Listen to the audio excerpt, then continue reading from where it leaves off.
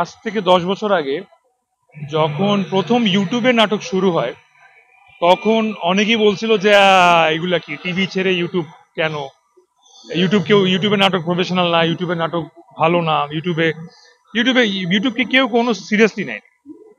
So একমাত্র যারা তখন সিরিয়াসলি নিয়েছিল তারা একরকম ভাবে বেনিফিশিয়ারি, প্লাস এখন নাটক বলতে আমরা আসলে ইউটিউবই বেশি বুঝি। সো ঠিক একইভাবে আমার কাছে মনে হচ্ছে ওটিটি আসলে, প্রথমত ওটিটি মানে কি, ওভার দ্য টপ। তার মানে হচ্ছে কি আমরা রেগুলার যা দেখি তার চেয়ে ভালো কিছু করার চেষ্টা প্রতিটা নির্মাতার, ওটিটি প্ল্যাটফর্মের ওনার্স যারা আছে ওদের পক্ষ থেকে, আর্টিস্টদের পক্ষ থেকে, ডিরেক্টরদের পক্ষ থেকে। ওভার দ্য টপ মানেই কিন্তু হচ্ছে ম্যাস মানুষের জন্য আসলে না। তো শুরুতে আসলে ওটিটি একটু স্ট্রাগল করবে বা একটু প্রথমে সাবস্ক্রিপশন আসতে সময় লাগবে। আই রিমেম্বার 10 বছর আগে 1 মিলিয়ন ভিউ হয়েছিল, ওইটা আমরা পাগলের মতো সেলিব্রেট করছিলাম, 1 মিলিয়ন। আর এখন 10 মিলিয়নও সেলিব্রেট করা বন্ধ করে দিয়েছি।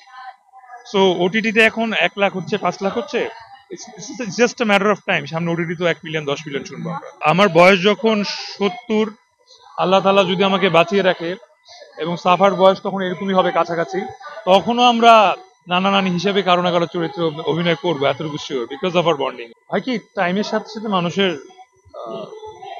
আন্ডারস্ট্যান্ডিং চেঞ্জ হয়। সো আমার আন্ডারস্ট্যান্ডিং এখন চেঞ্জ হয়েছে যে আসলে আমি কি পছন্দ করি, আমি কি খুঁজছি, ওটা ম্যাটার করে না, ম্যাটার করে অডিয়েন্স কি দেখতে চায়। সো আমি এখন ওটাই খুঁজছি, আমি প্রতিটা গল্পের মধ্যে এখন ওইটা খুঁজি, যে আমার অডিয়েন্স কি দেখবে, আমার অডিয়েন্সটা কে আসলে, আমার এই ড্রামাটা বা এই ওয়েব সিরিজটা, এইটা আমি কতটুকু পছন্দ করছি, আমি কি করতে চাই, তার চেয়ে বেশি ইম্পর্টেন্ট হচ্ছে আমার দর্শকের জন্য আমার কি করা উচিত। This is my understanding now, and আমি ওইটাই এখন খুঁজছি আমার যে কোনো কিছুর মধ্যে। যদি লেটস ফার্স্টে একটা ফিল্ম যদি আমি অফার পাই, ওই ফিল্ম যদি কেউ দেখতেই না যায়, তাহলে আসলে গল্প করার তো কোনো মানে নেই।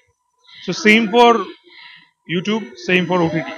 যদি মানুষ দেখতে ইচ্ছুকই না হয় মানুষ, তাহলে ওই কাজটা আমি কেন করবো? So this is my searching in a story at the moment. Completely up to the audience. Audience যদি আর দেখতেই না চায়, আমার কিছু করার থাকে না।